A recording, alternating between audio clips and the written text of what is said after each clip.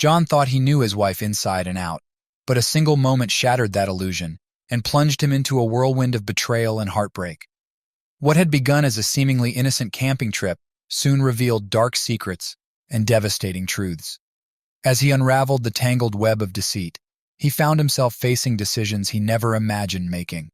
Johnny, often called John by his friends, glanced at his cell phone upon receiving a message from Vanessa, or Nessa as she preferred to be called, his wife of 5 years.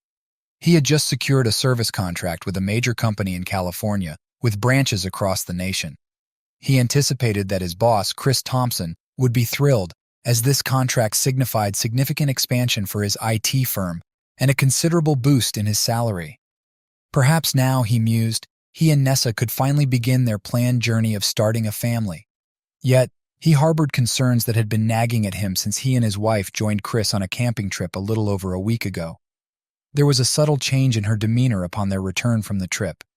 It seemed her mind was preoccupied with something else most of the time, and she had become slightly irritable with him. However, there was more.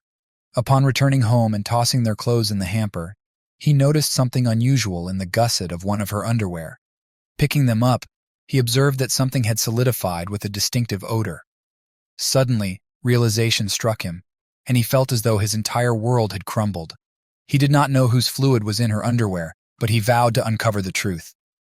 Aware of an upcoming trip to the West Coast, he consulted a lawyer to explore his options if Nessa was indeed unfaithful. He reasoned it would spell the end of their marriage. "Are you certain your wife is being unfaithful?" Jennifer Bailey inquired. Jennifer, specializing in family law and divorce, came recommended by a friend who had recently divorced due to infidelity. "Not entirely," he admitted, "but I need certainty, and if she is, I want a divorce." "Well," Jennifer began, "most divorces in this state are no fault. You could file on grounds of infidelity, but you will require solid evidence like photos or videos." "Exactly," John queried. "Yes," Jennifer affirmed. "If you wish, I can have an investigator monitor her activities to confirm." "Please do," John replied. "What should I expect in terms of divorce proceedings?" "Given she earns roughly as much as you do with her teaching job, there is a chance we can avoid alimony," Jennifer explained. "With no real estate or children, assets would likely be split evenly. Your retirement stays yours and so does hers. If she is indeed cheating, we will use that as grounds and leverage any evidence we gather for a favorable outcome. I will start compiling the necessary paperwork, and we will proceed once we have evidence." "All right," John agreed. "Go ahead. I will be away for about 3 days, which I reckon is when she might act." Jennifer enlisted her investigator, Mark Johnson, who proposed John install a tracking app on Nessa's phone. Additionally, he provided John with a device for recording landline calls and an audio recorder to conceal in Nessa's purse. John despised resorting to such measures, but felt compelled to uncover the truth. There were other indicators, too. Since the camping trip, Chris seemed more arrogant and disdainful than usual, as if he held some secret knowledge. During the week, Nessa drove him to the airport, bidding him farewell with a kiss. He assured her he would call her that night after dinner. She responded warmly and wished him safe travels. On the first night away, as agreed, he called Nessa only to be surprised when she mentioned she would be working as a waitress at a party Chris was hosting that evening. According to her, there was an emergency as one of the original waitstaff fell ill, and Chris requested her assistance. John had not been informed of such plans by Chris. Nessa explained that Chris promised her $150 for the evening, which would be helpful since she would not be returning to work for a couple of weeks. John knew classes would resume soon, and he understood she could use the extra money, but he felt uneasy. He questioned her decision, to which she replied affirmatively, expressing her love for him before saying goodnight. After ending the call, a knot of worry formed in his gut. He decided to phone the investigator to inform them about Nessa's new job. "Just wanted to inform you, Nessa has been asked to waitress for a party at Chris Thompson's house," John stated. Mark confirmed that they would keep him posted, and John thanked him before ending the call. The next day he called Nessa's cell, but got no answer. He also tried the house phone, reaching only the answering machine. Surely she did not spend the night with Chris, he thought.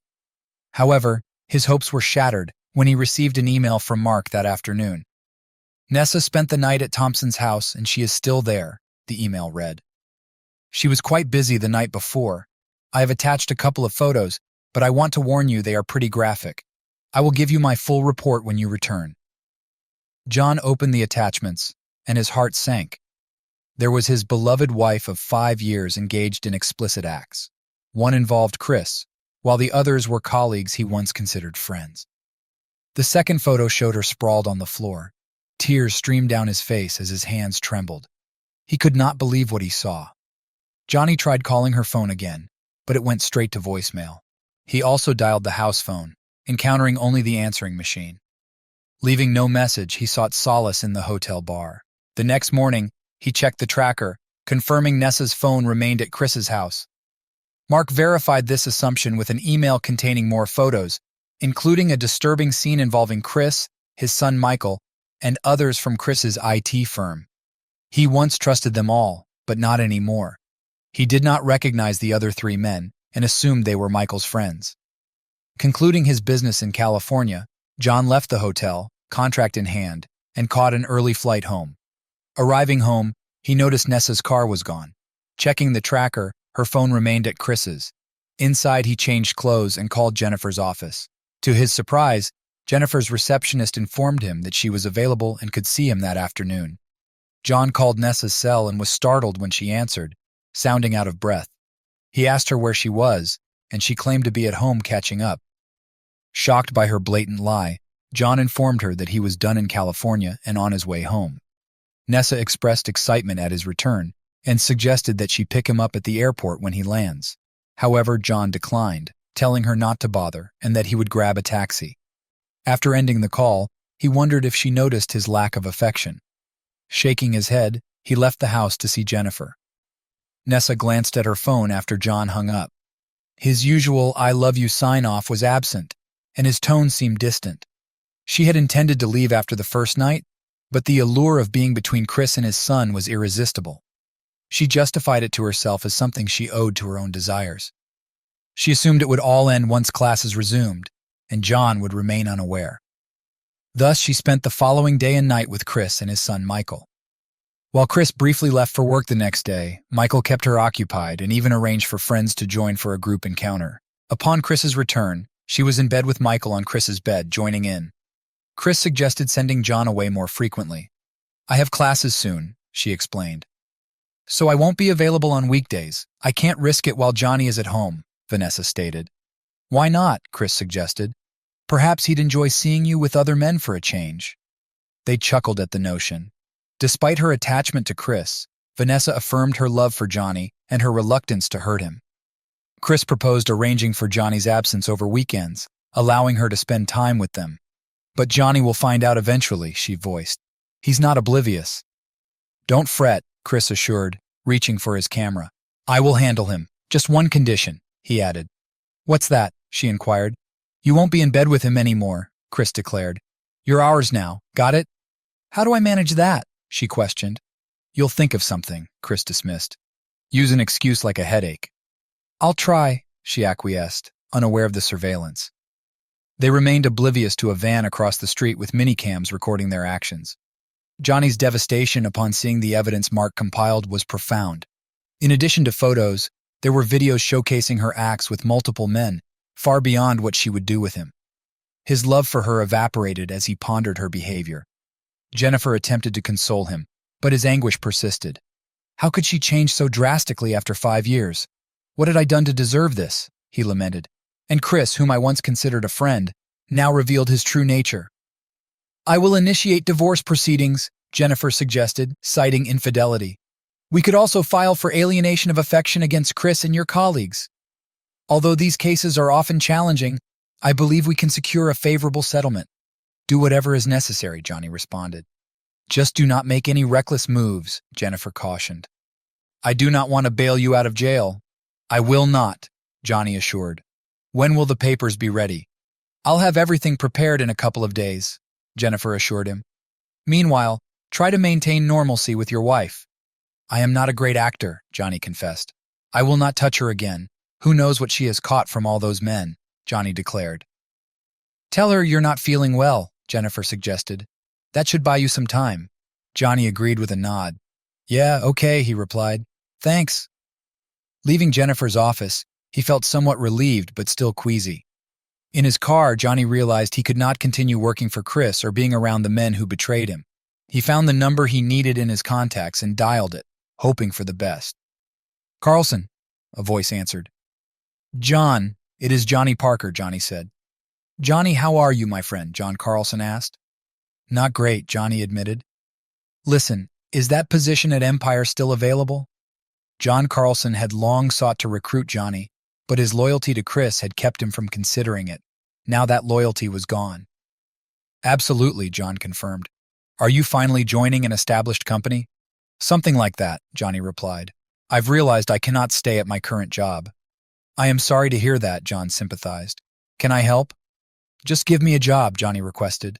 "I will work as hard for you as I did for Chris." "Done," John agreed. "How about starting on Monday?"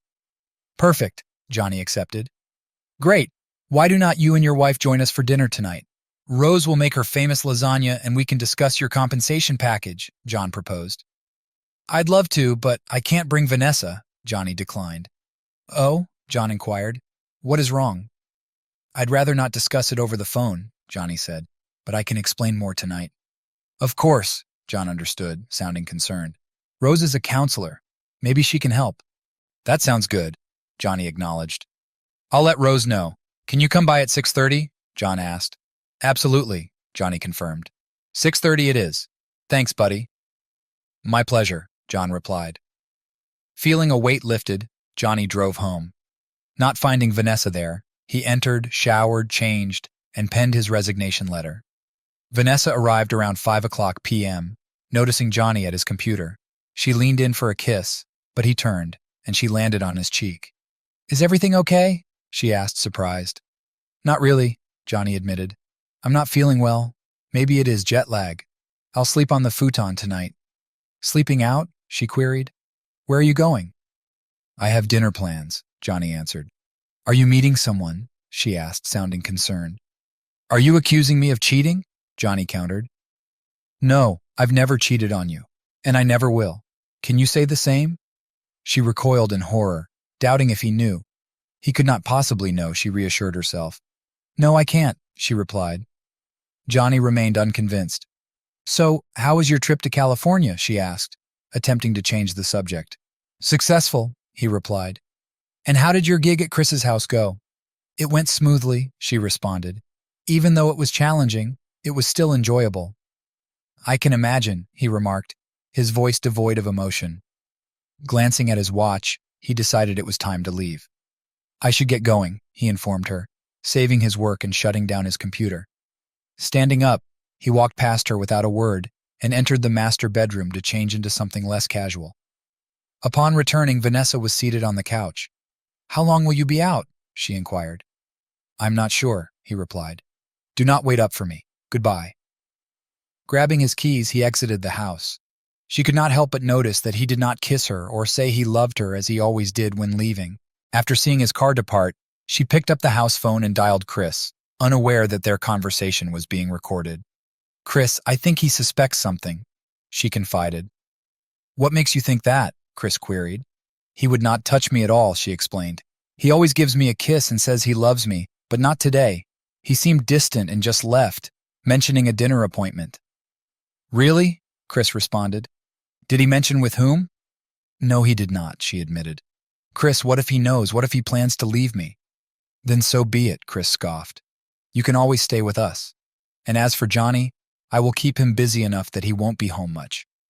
"But I don't want to lose him," Vanessa lamented. "I love him." "Yeah, your actions over the past couple of days really show that, do not they?" Chris retorted. "That is not fair, Chris," she protested. "I know what I did with you guys, and yes, I enjoyed it, but I still love him. I don't want to lose him." Sure, Chris dismissed her concern. "Let him cool off. Eventually he'll come around, and if he does not, well, we can handle that too." "You're not going to hurt him, are you?" she worried. "Not explicitly," Chris assured her. "We will just need to make him see things our way, and you'll play a part in that." "What?" Vanessa was taken aback. "That's right," Chris confirmed. "When the time comes, you'll help us make him understand. Remember where your loyalty lies. And remember, I have videos that could cause quite a scandal if they were to surface. You wouldn't dare, Vanessa protested. Oh, I would, Chris asserted. I have footage from the camping trip and other compromising situations. You belong to me, so it is up to you to keep Johnny in line. Feeling trapped, Vanessa reluctantly agreed. Okay, Chris, she conceded, but please don't hurt him. Chris smirked over the phone. Sure. He dismissed her concern, ending the call. Meanwhile, Johnny arrived at the large two-story home where John and Rose Carlson resided. He exited his car, bringing along the bottle of wine he had picked up on the way. John greeted him at the door, graciously accepting the wine. Come on in, Johnny. John welcomed him with a smile. And thank you. It'll be put to good use tonight. Following John inside, Johnny was introduced to Rose, who was waiting in the dining room with her lasagna. Johnny, this is my wife, Rose, John introduced. Rose, meet Johnny Parker, our new account representative. Johnny shook Rose's hand as John opened the bottle of wine. Nice to meet you, Johnny, Rose greeted him with a smile. Pleasure's mine, Mrs. Carlson, Johnny replied. Please call me Rose, she insisted. Mrs. Carlson sounds too formal. Seated at the table, Rose served up portions of lasagna while John poured the wine. Johnny expressed his gratitude, acknowledging the delicious meal. This is the best lasagna I have ever had, he complimented. I'm pleased you enjoyed it, Rose remarked. It is one of my specialties. So, Johnny, I do not mean to pry, but I am curious why you left Chris so abruptly, John inquired. Did something happen? Johnny nodded before elaborating. Yeah, something happened, he admitted. Please, Johnny, share with us, Rose encouraged. Taking a moment to collect his thoughts, Johnny recounted the events. That's tough, John sympathized. I can relate. I've been through something similar, though under different circumstances. What is your plan now, besides changing jobs? Rose asked. I've consulted a lawyer and I'm filing for divorce, Johnny revealed. My attorney says it will likely be an even split. Have you considered counseling? Rose suggested. It is beyond that point, Johnny responded. I do not understand what has gotten into Vanessa. It is like she underwent a sudden transformation into someone I do not recognize. How are you coping with all of this? Rose inquired. Not very well, Johnny confessed. My lawyer advises me to act normally around Vanessa, but it is challenging. I cannot even bear to look at her. Perhaps counseling could help, she suggested. I might consider it, Johnny acknowledged. John is right, Rose said. I am the best in the field. I believe I can assist you through this if you are open to it. Plus, it is covered in your benefits package. That is a positive, Johnny chuckled. I am serious, John assured him. Rose was invaluable to me during a tough time. I am confident she can support you too. Addressing Rose, John asked, Can you fit him into your schedule? Absolutely, she confirmed. I propose an hour per week. How does that sound, Johnny? After considering the offer, Johnny agreed. All right, I will give it a try, he agreed. John smiled, patting Johnny on the shoulder. Good decision, he praised. I will ensure you have the necessary time for counseling. Coordinate with Rose and let me know your arrangement. I will, Johnny affirmed. Thank you. Now, if you do not mind, dear, Johnny and I will adjourn to my office to discuss his new position, John announced. Of course I do not mind, Rose replied with a smile. I am excited to collaborate with you, Johnny.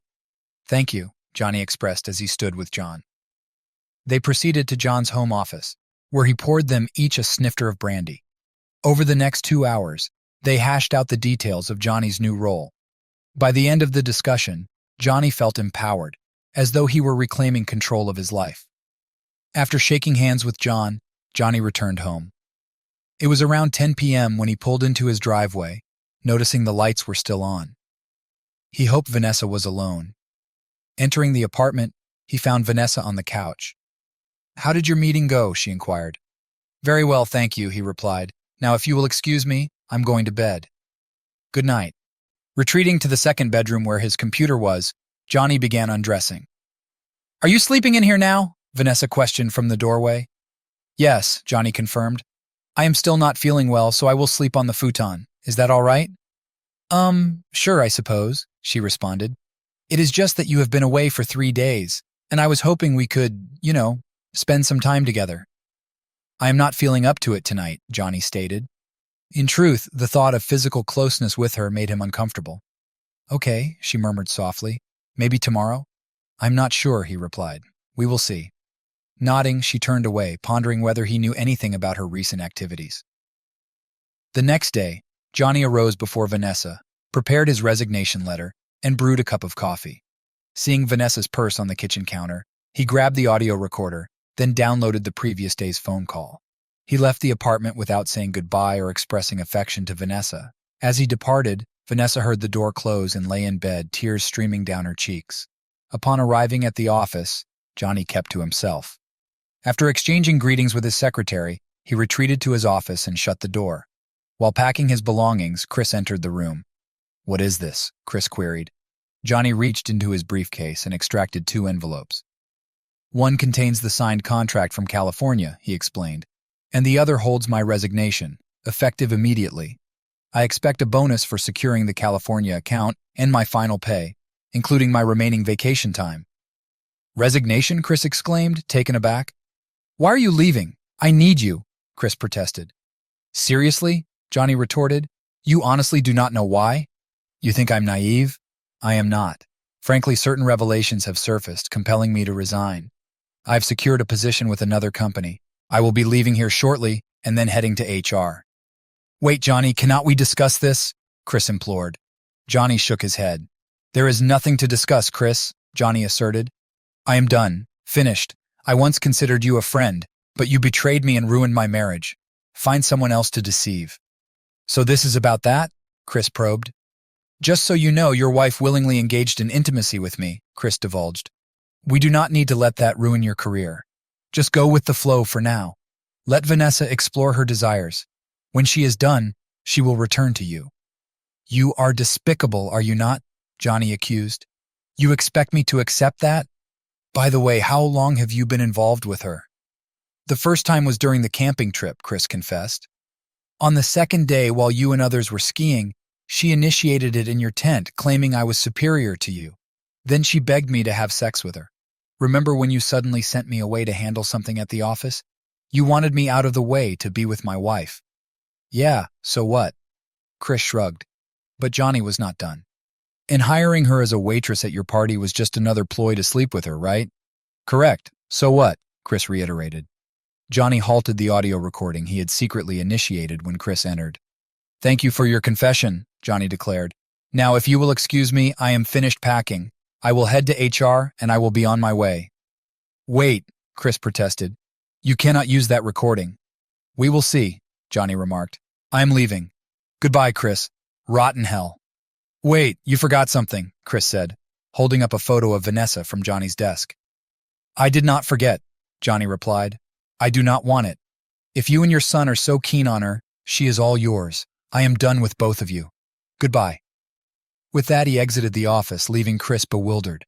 How did Johnny discover what had happened between Vanessa, me, and my son? Chris pondered. "What do you mean he resigned?" Vanessa demanded when Chris called. "He handed me a signed contract and a resignation letter and left," Chris explained. "He knows, Vanessa. I do not know how, but he knows." "What did you tell him?" she inquired. "The truth," Chris admitted. "I told him about the first incident on the camping trip." "You fool," she scolded. "And?" Chris prompted. "So I told him everything," Chris admitted. "He even left the photo of you he had on his desk." "Great," she sighed, tears streaming down her face. "What now?" she asked. "Not my concern," Chris shrugged. "Let your husband handle it, unless you want me to come over and enlighten him." "No," she refused. "You have done enough. Thank you. Stay out of it. I will handle it." "Or not," Chris said dismissively. After that, he ended the call. Vanessa glanced at her phone, tears streaming down her face. She dreaded the thought of divorce, but understood Johnny's stance on her infidelity. Determined to salvage their marriage, she sank onto the couch, her head in her hands, sobbing over her actions. A few minutes later, Johnny arrived home. Spotting Vanessa's car, he scanned for Chris's vehicle but found none. Carrying his box and briefcase, he entered. He noticed Vanessa on the couch but said nothing as he headed into his office. After locking the door, he checked for voice recordings, found one of Vanessa's conversations with Chris, and promptly forwarded it to his lawyer. "Hello, Johnny," she greeted when he called. "I have just received your latest email." "I am filing your paperwork now," Jennifer said. "Good," Johnny responded. "When can they be served?" If you would like, I can arrange for them to be delivered late this afternoon, she offered. Will that work? It will, thanks, he acknowledged. After hanging up, he retrieved his .45 caliber semi-automatic pistol from the weapons safe, more as a precaution than intent. In the kitchen, he placed it on the table. We need to talk, he stated, setting the pistol down for quick access. Is that necessary? Vanessa questioned, pointing at the weapon. I hope not, he replied. Just a precaution in case your lover decides to show up. My lover, she queried. Do not play coy, he retorted sternly. Sit down. We have things to discuss. Terrified, she obeyed, uncertain of her husband's intentions. Firstly, Johnny began, someone will serve you with papers later today. Divorce papers. Vanessa gasped. Why? I do not want a divorce. I love you. Bull, Johnny countered. I know about you and Chris, his son, and others you have been with lately, so I filed for divorce due to infidelity. Infidelity? She objected. You have no proof. Johnny smirked, revealing an envelope containing time-stamped photos showing her with multiple men, including Chris. I also have video and audio, Johnny added. She shook her head, realizing it was futile. Good, he said. Given the circumstances, I have been more than fair. No support, half the bank funds split, each keeps their retirement, and you keep your belongings. I have canceled your credit card and have a check for your share. Also, a restraining order mandates you stay 500 feet away from me, my home, and my workplace. You have until being served to pack. You are kicking me out, she whimpered, tears flowing. Essentially, Johnny confirmed. What if I contest? She ventured. Johnny chuckled. Not wise, he cautioned. Think of the consequences if these photos surfaced. Think about your job. You would not dare, she protested. Want to bet? Johnny challenged. Vanessa hesitated before admitting defeat. No, she conceded. I cannot risk it. I need my job. Exactly, Johnny affirmed. 2 more things. What? She asked despondently. You will return your rings and drop my surname, he demanded. You have become heartless, she accused, removing her rings. You gave me cause, Johnny responded. I just want to know one thing.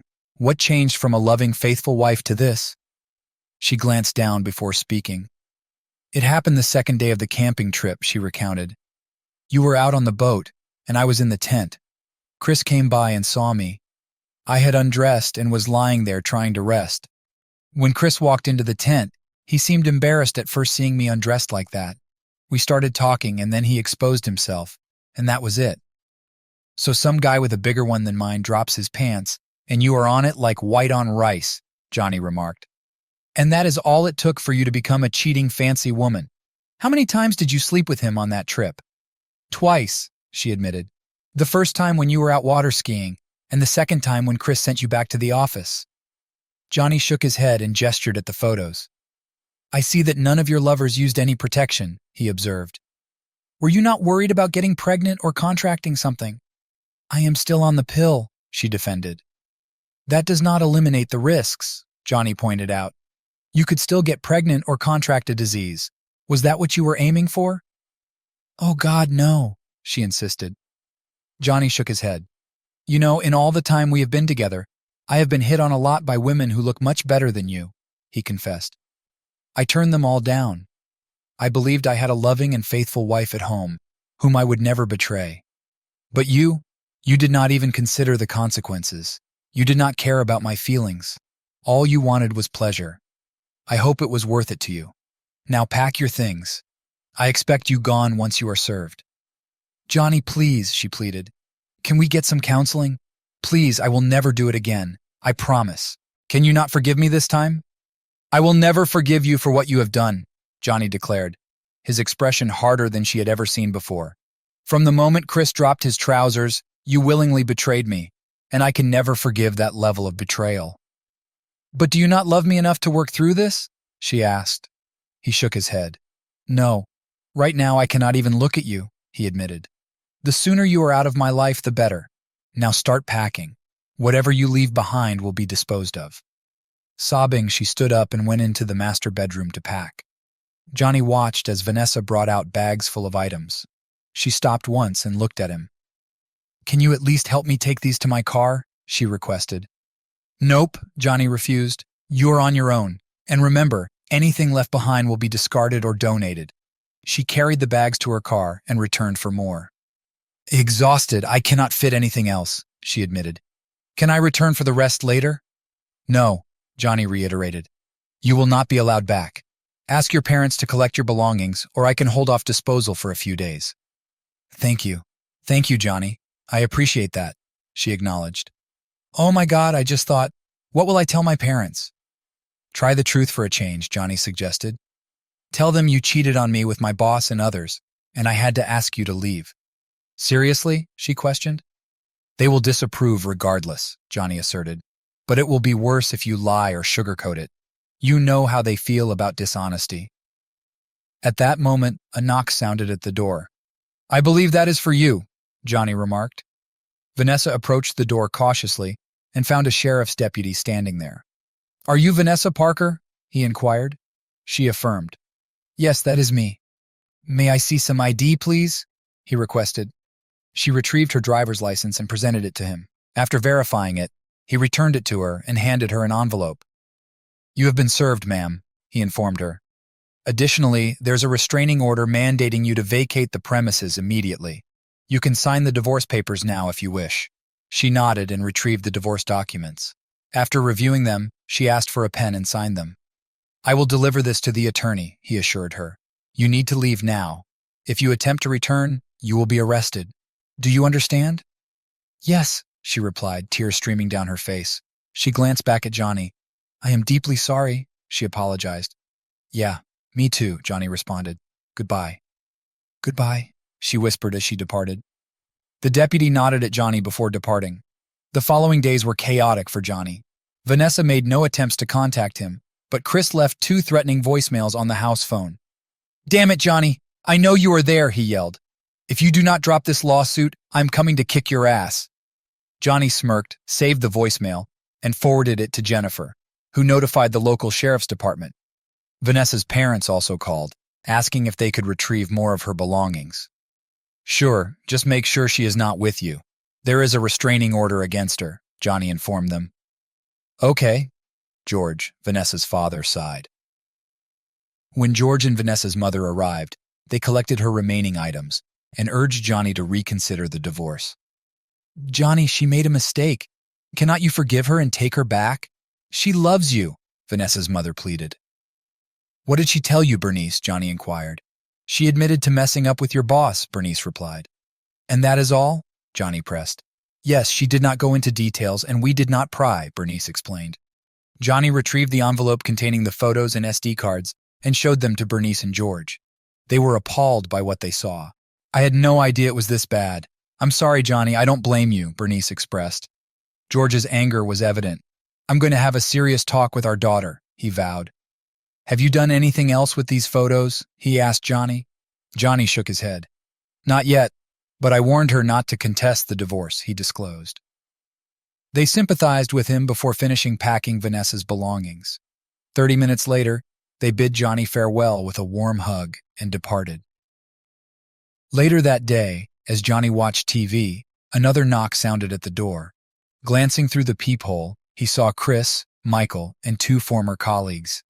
He retrieved his pistol from the weapon case, called emergency services, and held the weapon behind his back, barely opening the door before they barged in. He confronted them with the firearm. We're going to smack you up, Chris threatened. Johnny pointed the weapon at Chris, causing them to pause. You really want to test me? Johnny challenged.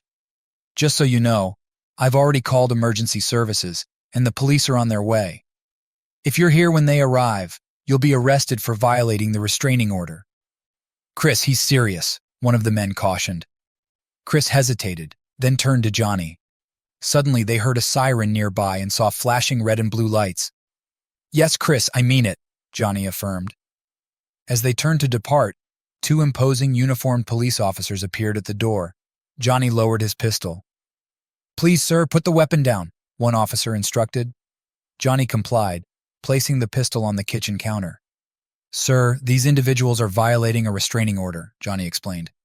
They forcibly entered my apartment and issued threats. I request their arrest. Do you have a copy of the order? Inquired the other officer. Johnny nodded. Yes, officer, I do, he replied, retrieving an envelope from the counter and handing it to the officer, who carefully examined the document. After a brief inspection, the officer returned the order to Johnny and turned to the four men. "Turn around! Hands behind your back!" the officer ordered. The men glared at Johnny as the officers handcuffed them and read them their rights. Once restrained, one officer addressed Johnny. "Do you possess a license for that firearm?" he inquired. "Yes, I do," Johnny confirmed. "Would you like to see it?" He then displayed his wallet, revealing the firearm license card and his NRA firearms training card. The officer nodded after inspecting the cards. "All right," he acknowledged. "Just be cautious with that weapon, understand?" "I understand, officer. Thank you," Johnny acknowledged. The following 3 months passed swiftly for Johnny. He found greater satisfaction working at Empire than he ever did under Chris's management. Weekly counseling sessions with Rose aided him in managing his trust and anger issues. Simultaneously, he joined a gym, exercising 3 days a week. Additionally, he enrolled in martial arts classes, primarily for mental discipline. Furthermore, he undertook a diet and exercise course recommended by Rose. The divorce proceeded smoothly, especially as Vanessa did not contest it. However, the alienation of affection lawsuits encountered some complications. While 2 of them were dismissed as Jennifer had warned, the case against Chris took an unexpected turn. After reviewing evidence and financial disclosures, the judge ruled in Johnny's favor, ordering Chris to pay $1 million in restitution. The judge expressed strong disapproval of Chris's actions. "Mr. Thompson, your conduct in this matter is utterly reprehensible," the judge admonished. "Not only did you exploit a man who considered you a friend, but you also mistreated your authority as his employer to deliberately ruin his marriage and family. Moreover, you repeatedly violated the restraining order against you. Therefore, I rule in favor of the plaintiff and order you to pay restitution in the amount of $1 million. "Your Honor, this is highly irregular," Chris's lawyer interjected. "Mr. Winters, this court finds Mr. Thompson's behavior not only irregular, but absolutely despicable." "The order stands," the judge affirmed. "When must this restitution be paid?" Winters inquired. "Immediately," the judge declared. "Unless, of course, your client prefers spending time in jail for contempt."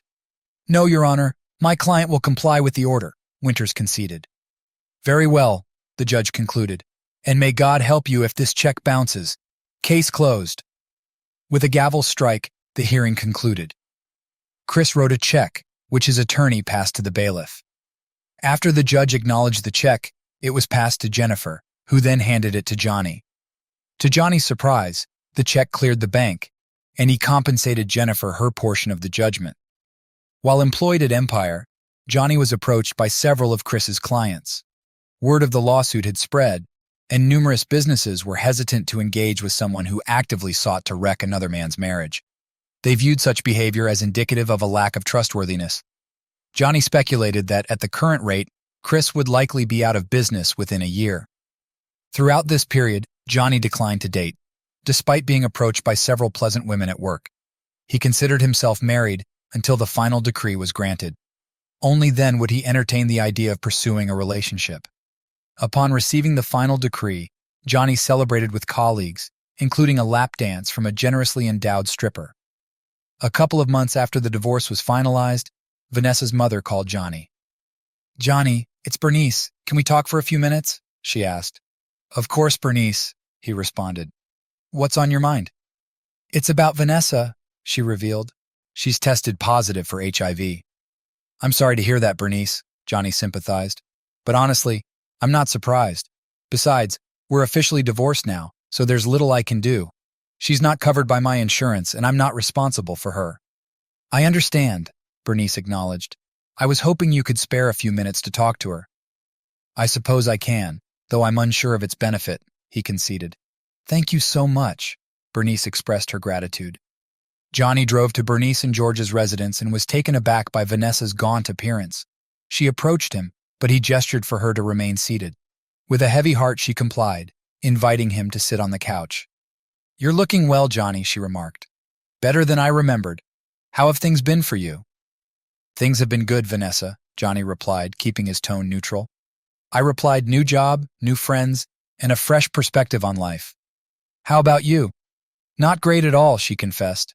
"You know about my HIV status." That's what your mother informed me, he confirmed. I'm sorry to hear that, but frankly, I'm not surprised. Do you know when you contracted it? He inquired. I believe it was during one of my encounters at Chris's, she admitted. I engaged in unprotected sex with multiple partners that day. Does Chris know? Johnny questioned. She shook her head. Not yet, she admitted, but I have to inform him so he can get tested. I doubt he'll take it well. No, probably not, Johnny agreed. Listen, Vanessa, I want to apologize to you one last time.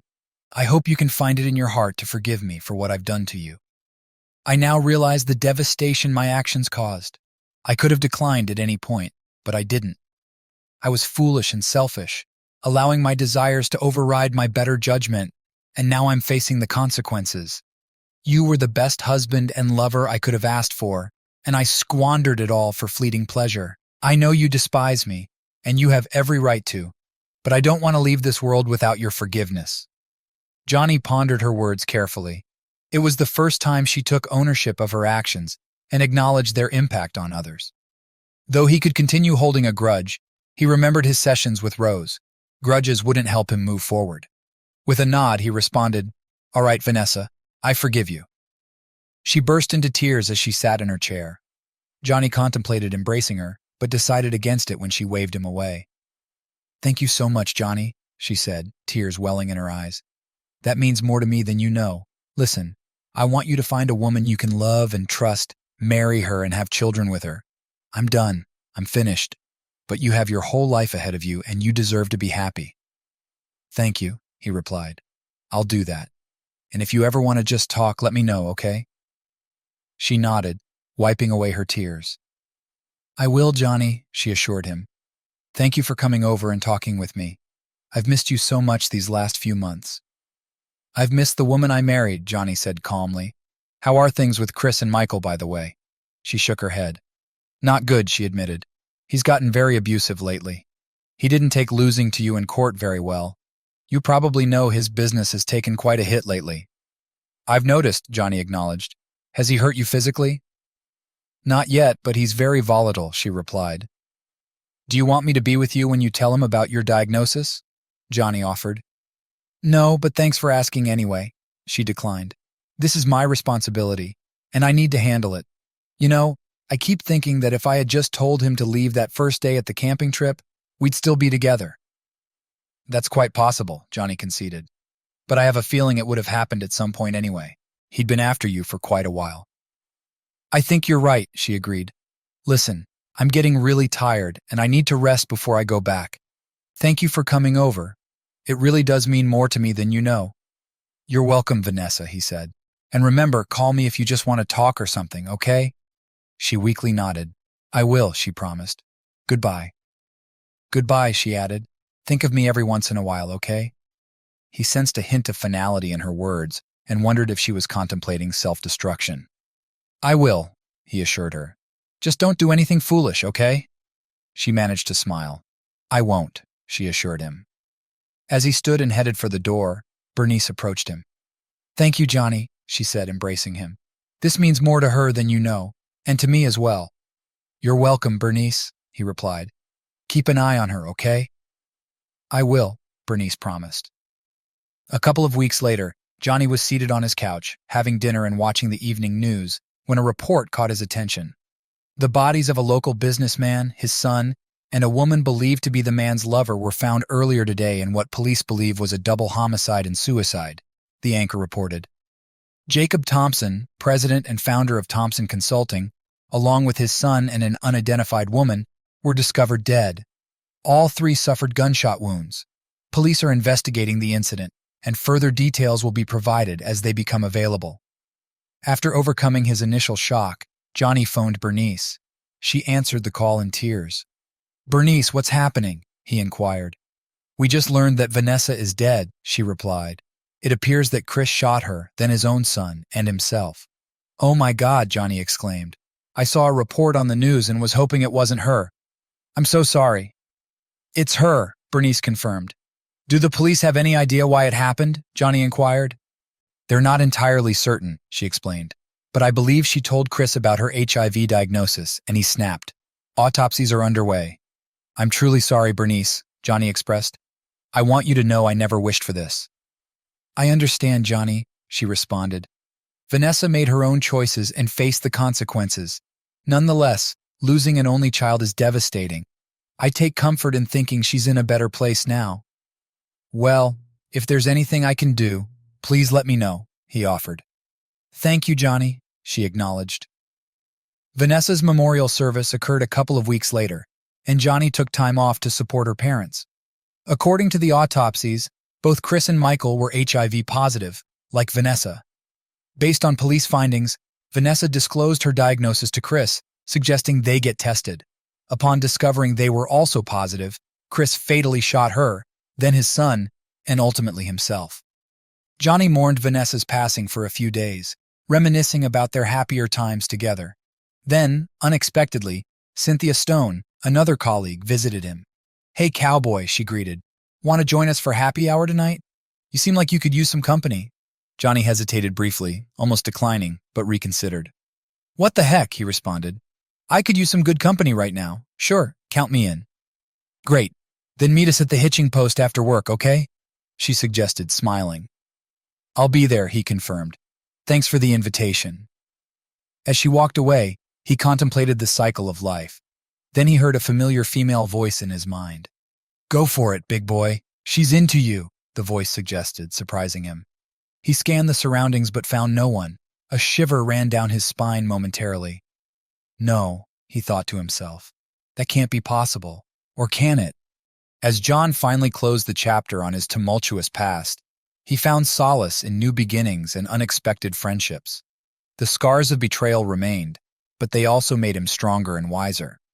Now, with a renewed sense of purpose and trust in himself, John's story is a testament to resilience and the power of moving forward. What do you think? Would you have handled things differently? Share your thoughts and let's discuss how you would navigate such a life-altering experience.